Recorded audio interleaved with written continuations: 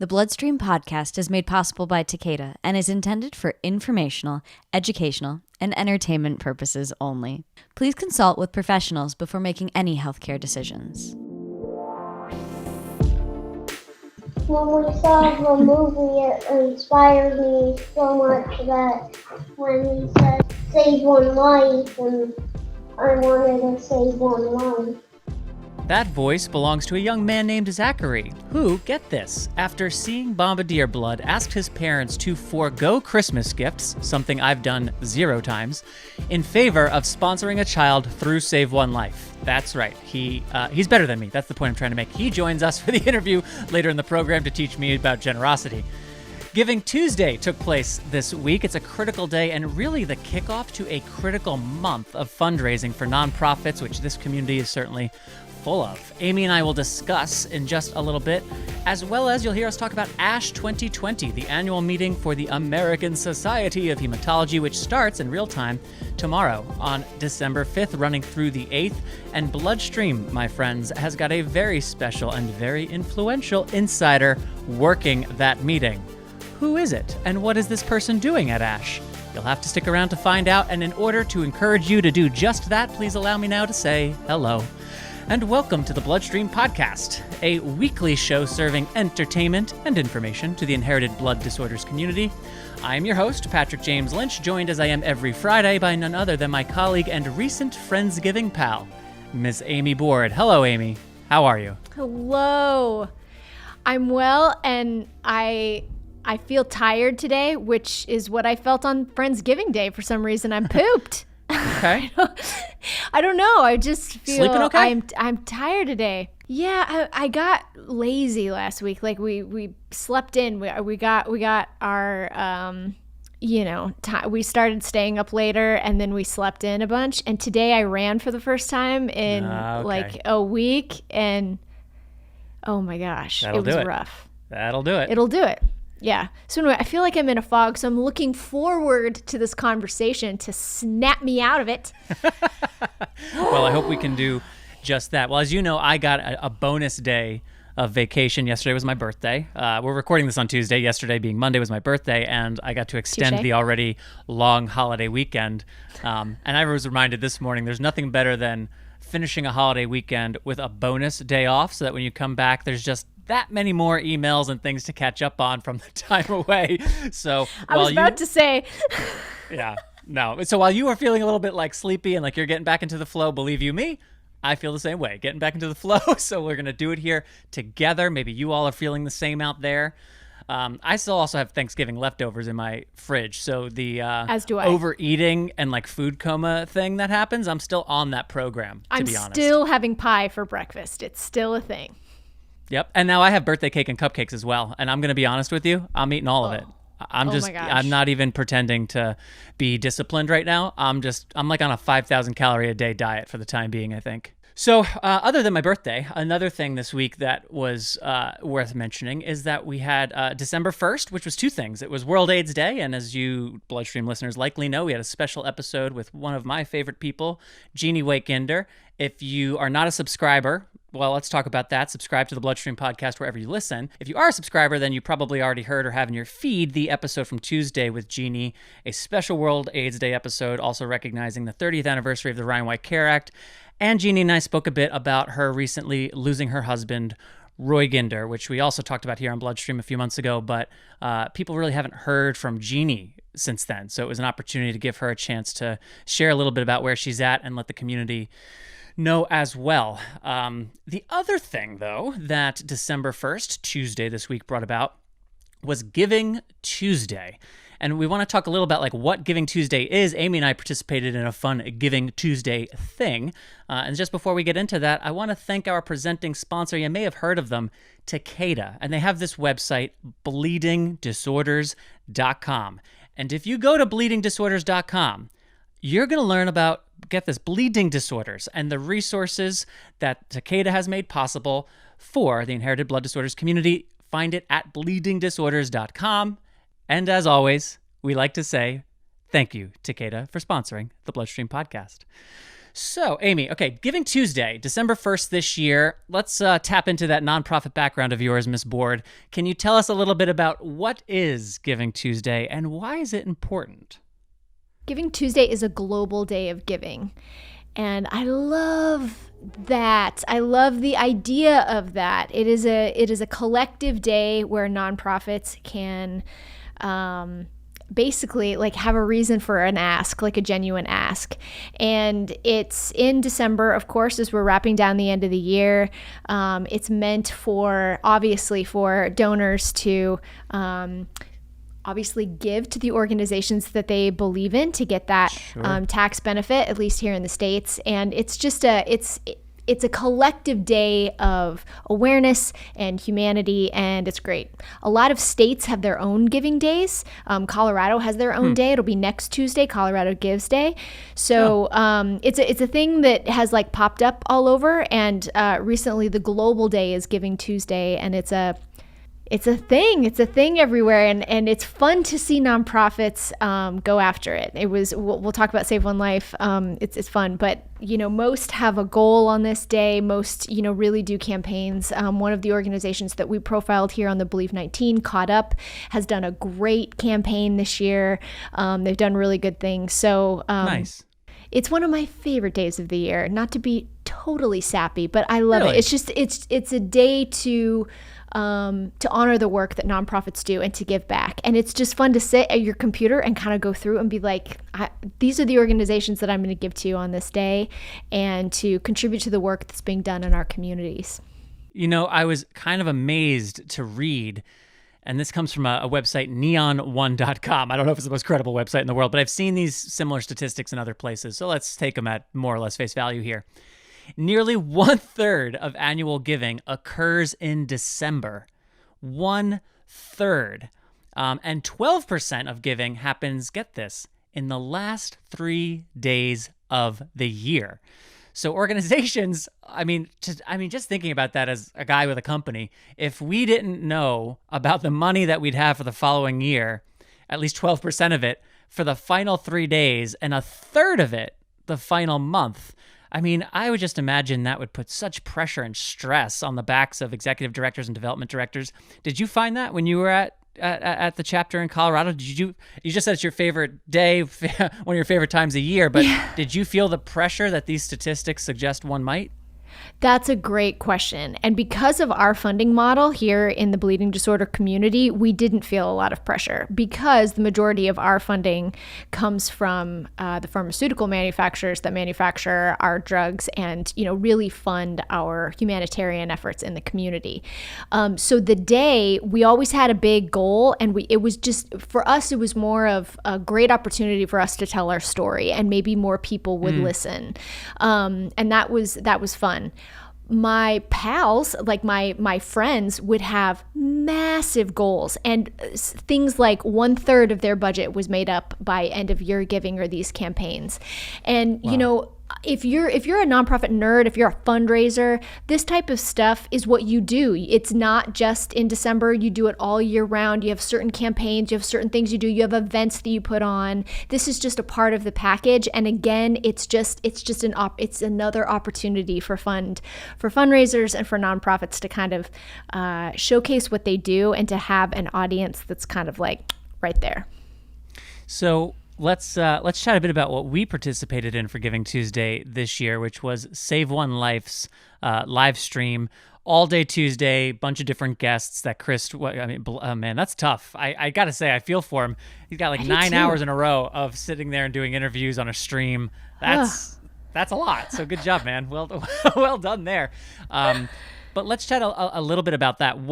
What struck you from the time that we spent talking with Chris about Save One Life, their mission, and what they're thinking about on this Giving Tuesday? What did you take away from our experience with him earlier? Well, first of all, I think it was a brilliant idea. And to tell you the truth, it was a very innovative, brilliant idea. It was a lot, it's like 9 hours. But the thing that's so cool about Save One Life is, and the guest, like the, his roster of people that he spoke to were so different, and everybody had a different connection to the organization. But it was so smart, because It relied on Chris's relationships with the people in his community, the people and the guests. He knew everybody personally, and everybody had a personal connection to the organization. Therefore, everyone had a personal story to tell that didn't feel like a plug for money. It was basically just storytelling about why this organization is so great. And if you jumped into anywhere in the conversation, anywhere with any of these guests, you're just going to get little, snippets of relationships with people and why this organization has meant so much to the people that have worked alongside or within the organization. So it was super duper smart. And I'm one of those people that believes that people give to people. I don't necessarily give to a quote unquote mission. I give to the people that are doing the mission. It's kind of a joint thing.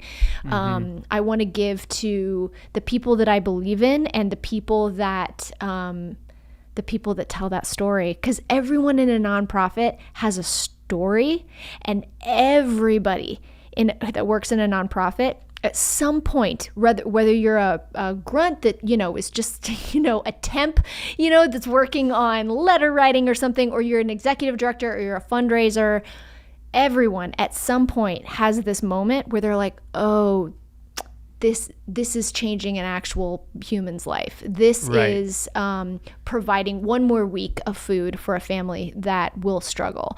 Oh, this is doing something important. Yeah.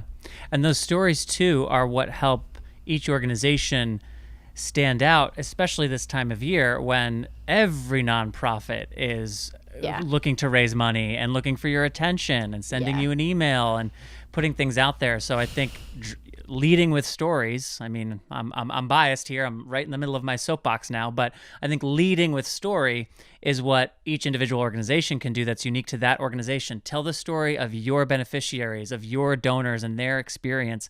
Then you can throw in the messaging about what your call to action is for gives and all that, but lead with stories. And to your point, Save One Life was doing that this week. So I, as a storyteller, was super encouraged by that. And I want to give you a chance, Amy, to speak to one specific thing that we talked about on that before we kind of move on, which is we obviously spoke a little about Bombardier Blood and what that's done. There's a story right there that's helped bring in new people and champions and money to save one life. But then we talked a bit about the work that, from a creative standpoint, you led in tandem with Save One Life, filming in India and in the Philippines for some video series that were focused on the patient experience in those countries, not like in Bombardier Blood, Chris's experience, but rather the actual patient and family experiences. I wonder if you could share a little more about what you learned from, say, being in the Philippines and speaking to people there about the scholarship program and how it benefited them, as we're sharing stories connected to Giving Tuesday and Save One Life's mission. What did you personally, as an individual, take away from your experience in the Philippines? I think, I think we feel this in the States as well, that having an education is the first step towards quote unquote independence or finding a purpose or just finding a job. So I think there is there's like a universal nature to that aspect, but going to India and the Philippines specifically to talk about that scholarship program, and it's a program that isn't spoken about very much in Save One Life's, package of things. We talk about sponsorship a lot, which sponsors a child, which gives monthly funding to a family to survive as they, try to navigate the world of hemophilia and other bleeding disorders. This is an academic scholarship, just like we have in the States, that gives, a portion of money, all of it, something to go to university, to go to a trade school, to actually give these young men and women a chance to have an education. And so you think, that would be universal and everyone would, connect to that. And my biggest takeaway was, I guess, the disparity between the states where we can kind of navigate that on our own, and somewhere like India and the Philippines where they are born into a family. The majority of the time they have manual labor jobs. They are working so hard with their bodies, and they are diagnosed with hemophilia and they can't contribute. And so there's a physical kind of distance between that and I think what struck me in particular with the Philippines, with the young men that we met in the Philippines, was how devastating that was to their psyche, to their mental and emotional health, and to their sense of belonging. And the darkness that we got from some of these young men about feeling so incredibly worthless because they couldn't contribute to their family's well-being, they couldn't contribute to the greater good, was it was surprising, and it was we weren't expecting it, and it was so authentic. And to have the opportunity to go to school, I mean, the switch on these young men's faces when we started talking about what did it mean to get this scholarship? They can contribute. They're going to school. They figured out something they can do. And that was never an option, never an opportunity without this money, without this small, I mean, from our standpoint, a small amount of money to like give them an opportunity to find a purpose and to give back to their community. It was very moving, and it was surprisingly moving. That sounds ridiculous, but it was really great. I don't think it sounds ridiculous at all. I think it's one thing to know about something, and it's another thing to experience something and to be with someone on their turf, learning their lived experience, looking around, absorbing some of it. You can't replicate that in a book. You can't replicate that with a secondhand story. Content and filmmaking can do a lot to pull you in and emotionally engage, but it doesn't replicate what it means to be there. That said, the content that we created, I think, is worth taking a peek at. Amy's video that she led from the Philippines. It's, I think, 3.5 minutes, something like that, Amy? Yeah. It's a short watch. We'll put a link in the program notes. And to her point, when those young men are talking about what the scholarship program has meant to them, their faces, like, you don't even need to have the audio on. You should, but listen to the audio. But if you just look at it, if you just watch it, you will see what the impact that the program's having. So big shout out to Save One Life for the multi-pronged program approach they have to making patients' and families' lives around the world better. We are honored for the small role we are helping play in their messaging and communicating about all of that. And if you are inclined to want to give, please consider Save One Life. If you buy through Amazon, you can choose through smile.amazon.com. Save One Life is a beneficiary for purchases you're already making. And again, there's a lot of nonprofits in this community. There are a lot that will ask you for their attention and support, and all are worthy. Right now, we're talking about Save One Life. So saveonelife.net to see more about what they're up to. A link in the program notes to Amy's video. And with that, Amy, let's move on to our next discussion topic, which is another timely event in our community, less worldly, a little bit more nationally focused, although it's got folks from it really is an international conference, but it's called the American Society of Hematology, and it's their annual meeting, ASH 20.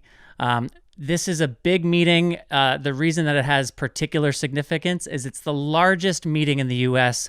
of hematologists. So this is a very medical, clinical meeting.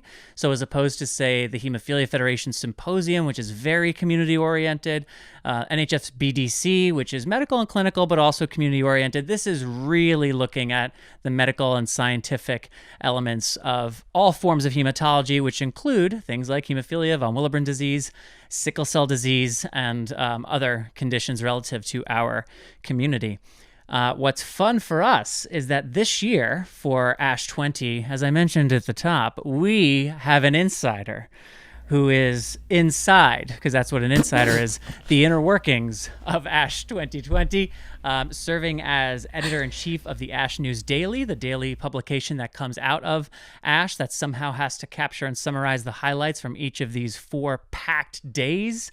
And the editor-in-chief of that magazine is a man by the name of Dr. Amar Zaidi. You may know him as one half of the hosting team of the Cheat Codes Sickle Cell podcast, another Bloodstream media property.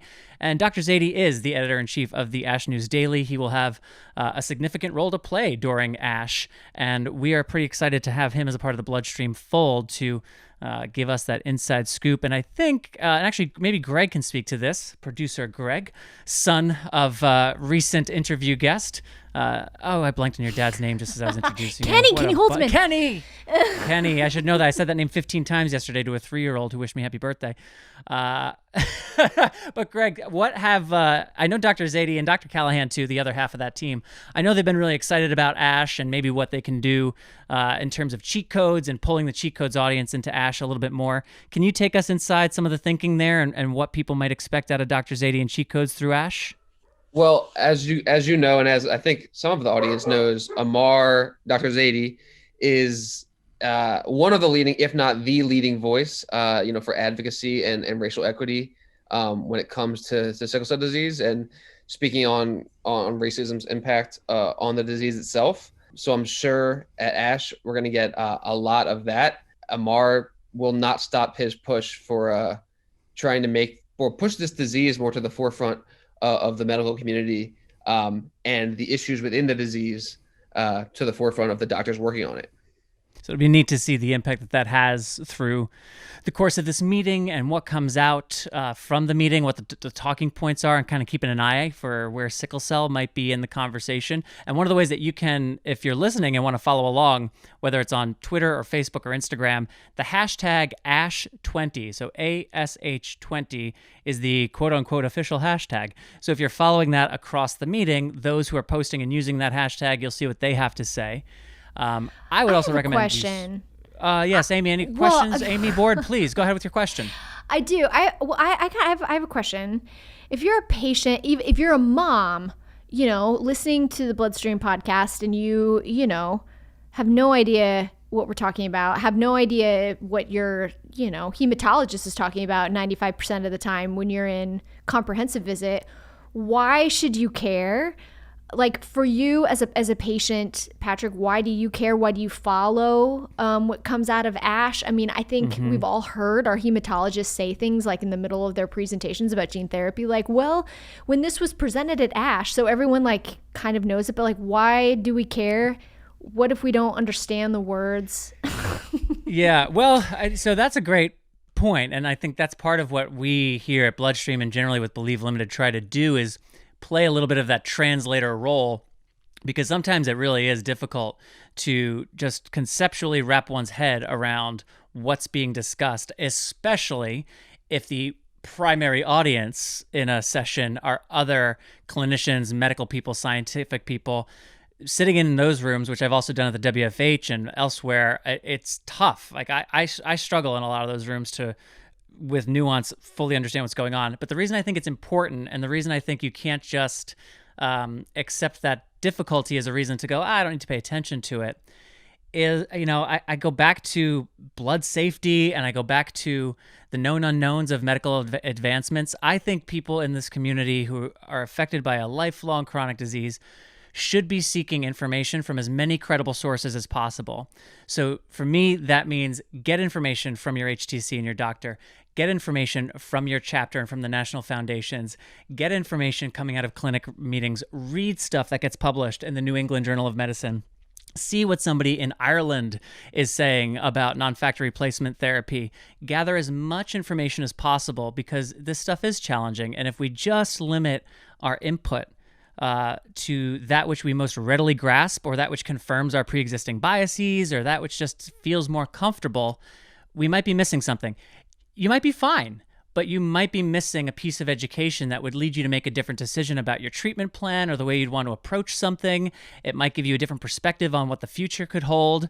It might encourage you to participate in a clinical trial, which you hadn't even previously known was a possibility for you. So I think it's important for people to take in as much as they can from as many sources. And what I like about something like following the Ash20 hashtag, for example, is you can easily just kind of scroll through and see what you find, like what jumps up, what you find interesting.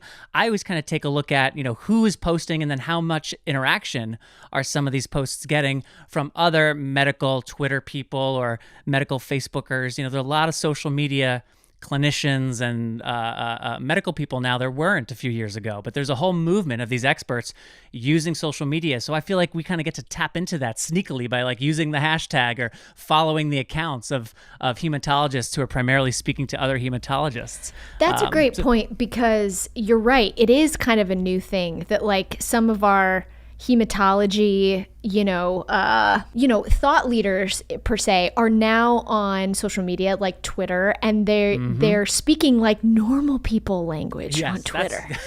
So they'll post, they'll post a journal entry or they'll post some paper or something, but then they'll like talk like a normal person. They'll like write a normal person caption. So who are your favorite follows? Like who are you starting to learn and gather information from on Twitter? Since we're both Twitter nerds, join us everyone on Twitter. Come aboard. Let's see Patrick what we're up to. Patrick and I are super fun on Twitter, so maybe you should join us. Yeah, really. Why would you want to miss out on fun?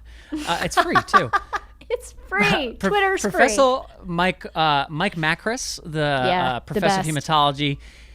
I've been following him for years. I think he's been a real leader in Twitter and hematology. So, and he also has he does a good job, to your point, Amy, of letting his voice come through as well as his expertise. Like there's certainly times where I'm like, too many acronyms, too many decimal points. I don't know what that is, but he is generally pretty good too about like giving you his like human commentary or context for something, which I can tap into. So I'm a big fan of his. I mentioned Ireland a little while ago. Brian O'Mahony, the executive director, leader guy of the Irish Hemophilia Society, former WFH president, extraordinarily credible patient and patient advocate. I find, he does so much. I find his ability to articulate very specifically to be impressive. So when I've been in plenty of meetings with him where there's been a specific or nuanced question that's been posed, and Brian has clearly thought about this before, spoken about it, done his homework. So I appreciate hearing from him. And then hearing from somebody who's non-US, which is true of Professor Macris as well, I think it helps put just a slightly different lens on stuff. So I like that about Brian. I like that too about my buddy Luke Pembroke, who's a patient who's in a clinical trial and has been vlogging and blogging about that. So really letting us in. And again, non-US, so it's a different perspective. And then I guess they have one other person who I'll mention too for kind of a different reason. Dr. Guy Young out of CHLA, not too far from where Amy and I are. He got on Twitter. Like I remember some of his first posts. It wasn't that long ago, maybe in the last year or two. I don't know. But what I like about him is like he tries to just post about like normal stuff. He's like, here I am at the beach. Here's a funny thing that happened over here. And I just appreciate that because I don't see a lot of people doing that. They might be using their normal voice, but they're still talking about hematology. But Dr. Young does some hematology, and then he's like, this is cool. Look over here. And I like that. I think that's part of like getting to know someone's full self through social media. I find that enjoyable. Too. So Dr. Guy Young, shout out for your personality on Twitter. 100%. And he also like full blown gives you opinions. And he says so. He's like, this is my opinion, but like this thing that's happening sometimes. Yes. Anyway, he's a great follow. He's very dicey. It's great. Who's on your list? My biggest Twitter follow, and I'm hoping to get her on our new podcast for women with bleeding disorders. She's called the Hematologist. Obviously, that is not her name. Her name is Dr. Angela Wyant. She's a hematologist that specializes in women with bleeding disorders from the University of Michigan. And she's great. She is like Dr. Zadie in the fact that she's an advocate as well as a hematologist, and she has a great voice for women and a great voice for the hematology world. And she's probably, I think she's the most followed of the hematology people. Like she's definitely made a name for herself on Twitter. For sure. And she's great. And she partners a lot with Dr. Paula James, who's not on Twitter actually, but her organization that she founded, Let's Talk Period. Dr. Paula James is a hematologist in, I'm going to say Ontario, and that might be a lie. It's in Canada. It's definitely in Canada. Wonderful. We had an interview with her last week that'll come out in March on our new podcast for women with bleeding disorders. And she is, nice. Oh my gosh, protect her at all costs. She is a gem. And they work together. But she has an organization called Let's Talk Period, and they're on Instagram. So nice. Search for that. That's a great nerdy bleeding disorder thing. So I'm bringing the ladies to this conversation. I'm bringing the ladies. Thank you. I appreciate it. Someone had to. So thank you for bringing the ladies into the fold. So welcome. There's some ideas of folks you can follow on Twitter. A number of them are also on Instagram, although I think I prefer, for the purposes of learning medical information from people, I like Twitter. It's written words, it's abbreviated, and that makes a lot of sense. So yes, most of these folks are on Twitter. To Amy's point, Let's Talk Periods on Instagram. So for those for whom that would be of interest, do check that out. And Ash20, follow the hashtag and reach out to Dr. Zadie, Dr. Z Sickle Cell on Twitter. And then there's Dr. Mike Callahan as well, his partner. He's on as well. Hemagineer is his Twitter handle. Got to give that a shout out too. I don't want Dr. Mike getting upset because we gave too much love to Dr. Zadie. So Dr. Mike is the Hemagineer on Twitter. So, all right, let's go from hematologists and experts and adults with birthdays to young people who are changing the world. This interview with Zachary, again, mentioned it at the top. After watching Bombardier Blood, again, important that we tell stories, that we engage people. Zachary was engaged. He thought, this is important. I am going to, Mom, Dad, don't want Christmas presents this year.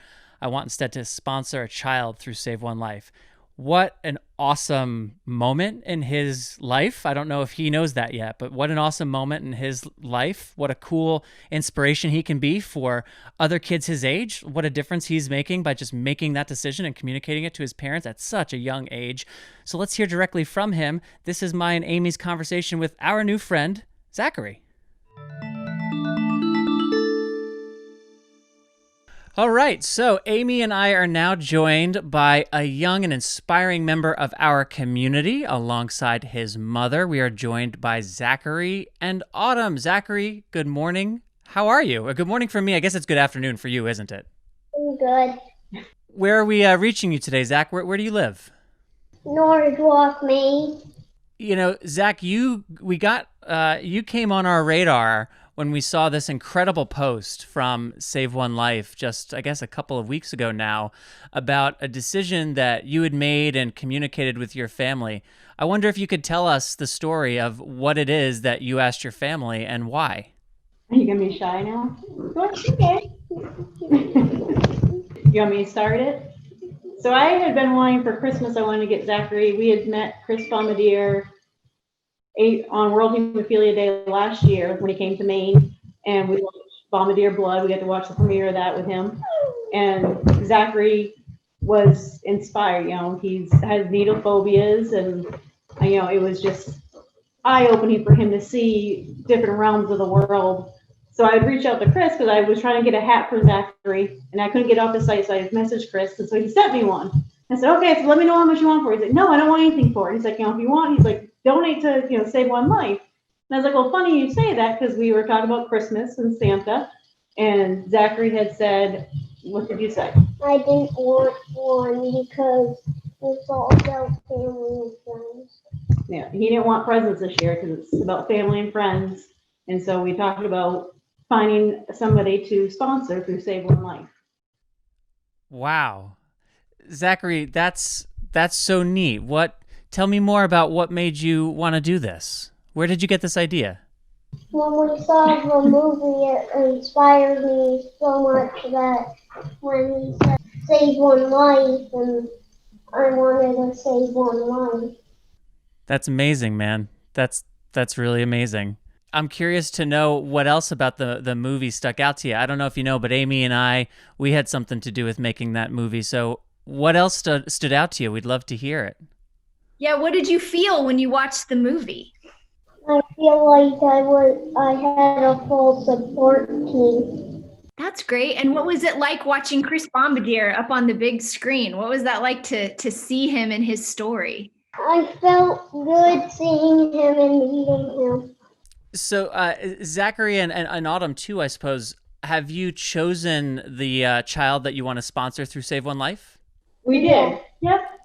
Okay. We sat down as a family and chose who we were going to pick. So Amy and I have been through this process before, so I'll ask the question: How did you choose who you wanted to sponsor? Well, most of us wanted to sponsor the other boy because his dad didn't get this much money for his job. But he had a full support team, a full story house, and the other boy that we sponsored only had one room house. And he just lived with his dad. And he just lived with his dad, and he didn't have a full support team. So you thought he could really use the help, it sounds like. Well, that's really neat. Do you know his name? Saran. And where does he live? What country does he live in? Remember? India. India. Yep. He lives in India. That's wonderful. India, that's kind of far away.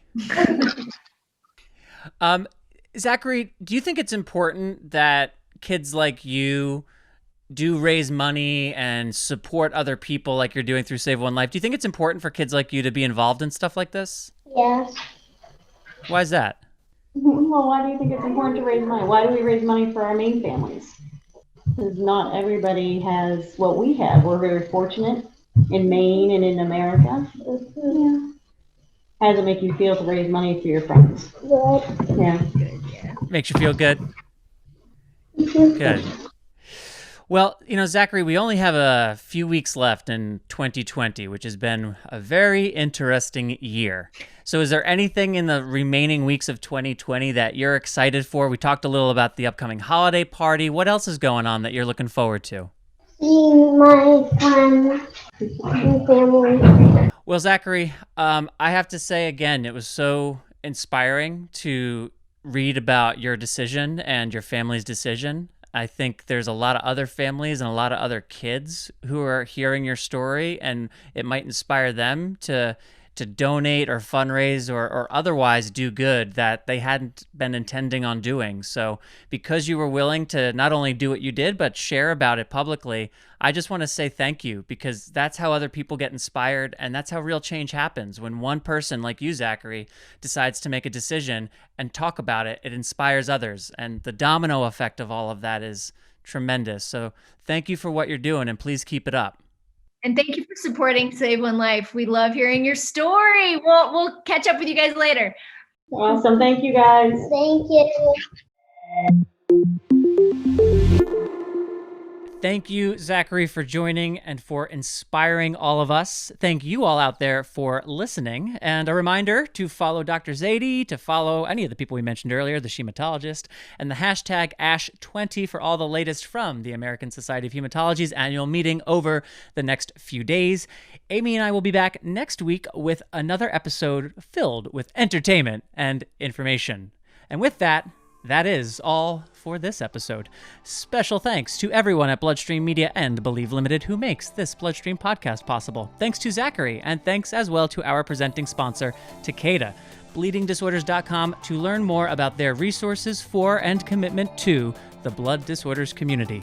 Subscribe to the Bloodstream Podcast. We're on Apple, Spotify, SoundCloud. You know the deal. Subscribe everywhere. Leave us a rating in the Apple Store if you haven't already.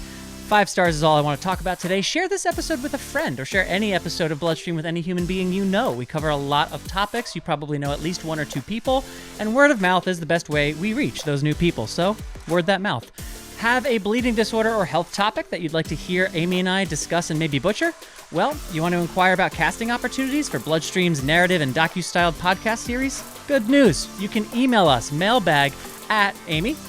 Oh God, bloodstreammedia.com. Oh, I didn't tell her I was going to do that. I had to look for it in my notes. I had to look for it in my notes. Connect with Bloodstream Media on social media. You'll find us on Facebook, Twitter, or Instagram. You can follow Bordeaux, me, or Natalie, who's here sometimes, on Facebook, Twitter, Instagram, or LinkedIn. Shout out to all the committed LinkedIn users out there. We love y'all. We love y'all. Program notes for this episode in your podcast player or on bloodstreammedia.com. where you'll find links and information related to the stories and segments featured on this episode. I am your host, Patrick James Lynch. And I am that other host, Amy Board. That's true, and until next time, take self-care of yourself. Bye, everybody. Bye, everyone.